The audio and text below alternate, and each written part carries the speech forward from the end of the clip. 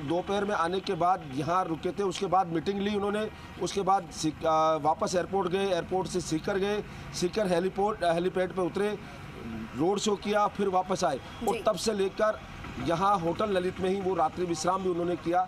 अभी लगातार यहीं पर है। हालांकि बीजेपी के कुछ नेता उनसे मिलने पहुँचे, लेकिन अब मुख्यमंत्री भजन लाल शर्मा कुछ देर पहले जब यहाँ पहुँचे हैं और इसके बाद अब दोनों साथ रवाना होंगे जोधपुर के लिए। जोधपुर में राजनीतिक कार्यक्रम है, अगर बात की जाए तो वहाँ पर भी जो लोकसभा क्षेत्र है जोधपुर, पाली, सिरोही और उनकी क्लस्टर मीटिंग है, बाड़मेर क्लस्टर मीटिंग है उनकी, और उस क्लस्टर मीटिंग यानी जो वहाँ कोर कमेटी है इन लोकसभा क्षेत्रों की, वो लोकसभा क्षेत्रों की कोर कमेटी के साथ वो बैठेंगे।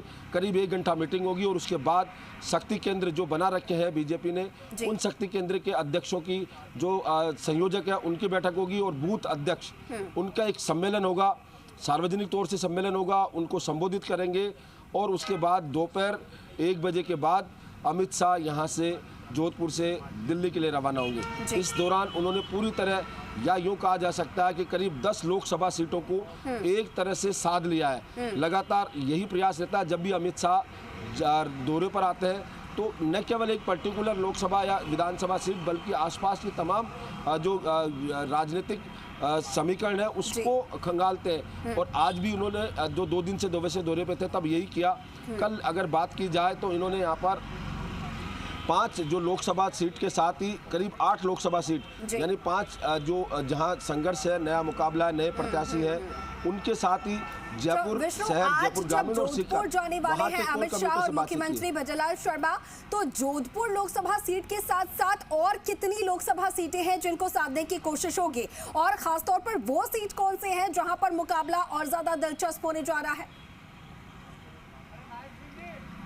बिल्कुल, जैसा हमने बताया कि अभी जोधपुर के साथ साथ यहाँ पर जो अमित शाह है वो जिन सीटों को लेकर मंत्रणा करेंगे या जिनकी कोर कमेटियाँ हैं उनको बात करेंगे। उसमें बता दें कि यहाँ पर जोधपुर, पाली, जालोर, सिरोही और बाड़मेर ये जो लोकसभा सीटें हैं जिनको लेकर उनकी कोर कमेटी से बात करेंगे। उनके जिलाध्यक्ष हैं, वहाँ पूर्व जो विधायक है, वर्तमान विधायक है, वो इस बैठक में रहेंगे, विधायक प्रत्याशी उस बैठक में रहने वाले, वो वहाँ पर उनसे मंथन करेंगे, उनसे चर्चा करेंगे कि किस तरह से आगे मिशन 25 को लेकर चल रहे हैं। क्योंकि कहीं ना कहीं बीजेपी पूरे मिशन 25 को लेकर ही पूरी ये काम जो कवायद है वो की जा रही है। तो 5 जो लोकसभा सीटें हैं उनको लेकर वहाँ कवायद की जाएगी।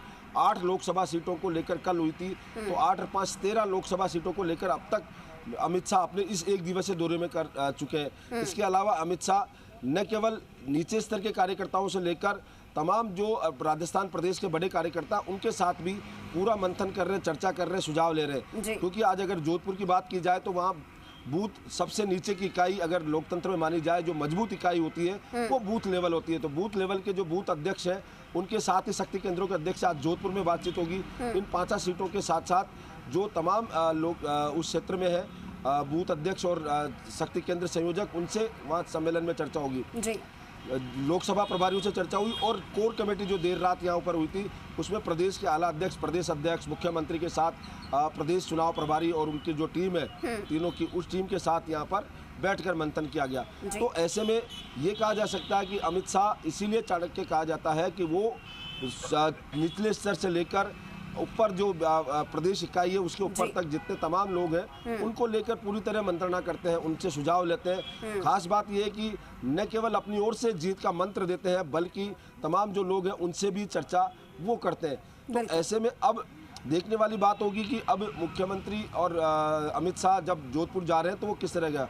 दूसरी बात, कल प्रधानमंत्री आएंगे तो जो जयपुर ग्रामीण में भले ही उनका कार्यक्रम रहने वाला है, सभा रहने वाली है, लेकिन आसपास की तमाम सीटें हो, जयपुर शहर, जयपुर ग्रामीण, दौसा, अलवर, सीकर, वहाँ तक के जो कार्यकर्ता और जो जनता है वो लोग वहाँ प्रधानमंत्री नरेंद्र मोदी को सुनने पहुँचेंगे। तो एक बड़ा मैसेज यहाँ जनता के बीच भी जाता है और ये लगातार अगर बीजेपी के दूसरे नंबर के नेता माने जा सकते हैं, लगातार प्रधानमंत्री मोदी के बाद अमित शाह जो लगातार बराबर इसी से संगठित है, वो आज 2 दिन से लगातार राजस्थान की धरा पर है, मरुधरा पर है। तो कहीं ना कहीं ये एक मिशन 25 के लिए एक कदम बढ़ाने वाला होगा। जी बिल्कुल, तो मिशन 25 को लेकर पूरी तरीके से बीजेपी यहां पर तैयारी में है और जीत को लेकर आश्वस्त भी नजर आ रही है। साथ ही जब अमित शाह यहां पर पहुंचे हैं तो कार्यकर्ताओं में एक अलग ही जोश और ऊर्जा जो है वो भर जाती है।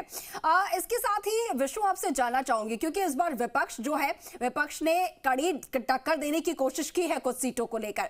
अब आज जब मंत्रणा यहां पर होने जा रही है, जोधपुर, पाली, जालौर, सिरोही या बाड़मेर की सीटों की बात हम कर रहे हैं, इनमें से कौन सी ऐसी है जहां पर कड़ी टक्कर नजर आ रही है और बीजेपी को इस बार यहां पर ये संभावनाएं नजर आ रही है कि जो मुकाबला है वो बहुत ज्यादा दिलचस्प होने जा रहा है या रोचक होगा या फिर ज्यादा मेहनत करने की जरूरत होगी? ऐसी कौन सी यहां सीट है जिस पर ज्यादा फोकस की जरूरत है?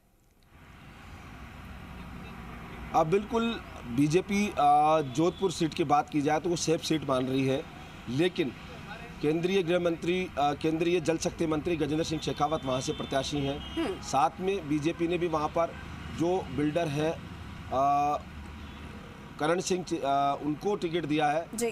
तो वो कहीं ना कहीं टक्कर देते हुए नजर आ रहे हैं। हालांकि बीजेपी उसको कहीं टक्कर नहीं मान रही, लेकिन जो स्थानीय समीकरण और लोग हैं वो उसको टक्कर देते हुए मान रहे हैं। हालांकि अब आज सीपी जोशी का जोरा होगा तो कार्यकर्ताओं में जान फूकेगी, उसके बाद समीकरण फिर बदले जा सकते हैं।